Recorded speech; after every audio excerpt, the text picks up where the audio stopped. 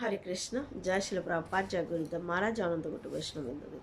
তো আশা করছি আপনারা সবাই ভালো আছেন। আমি আপনাদের আশীর্বাদ এবং ভগবানের আশীর্বাদে আছে। প্রতিদিনই না আজ আমরা শ্রীমদ্ ভগবদ্গীতা থেকে একটা শ্লোক অধ্যয়ন করবো ধারাবাহিকভাবে। আজ হচ্ছে 17 নম্বর শ্লোকটা। তো চলুন সব একসাথে অধ্যয়ন করবো।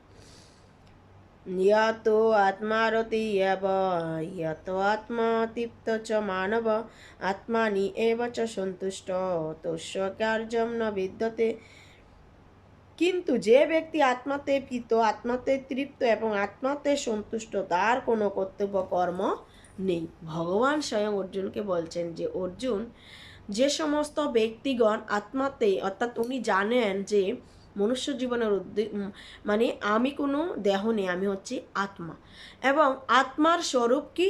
আত্মার স্বরূপ হচ্ছে পরমাত্মার সেবা করা। আর যিনি এই জিনিসটা জানেন, তিনি মানে যিনি নিজেকে জেনে ভগবানের প্রতি যিনি, অর্থাৎ ভগবানের যিনি সেবা করেন, তিনিই হচ্ছেন মুক্ত পুরুষ। অর্থাৎ আমরা ভগবদ্গীতা দেখতে পাই যে বিদ্যা বিনয়ের সম্পন্নে, অর্থাৎ ভগবদ্গীতার শ্লোক রয়েছেন একটা যে তিনি সমস্ত কিছুর প্রতি সমদর্শী, অর্থাৎ তিনি কুকুর, বেড়ার, মানুষ, পশু পাখি, উনি কোনো বিচার বিবেচনা করেন, তিনি সবাতে আত্মাকেই দর্শন করেন। হরে কৃষ্ণ।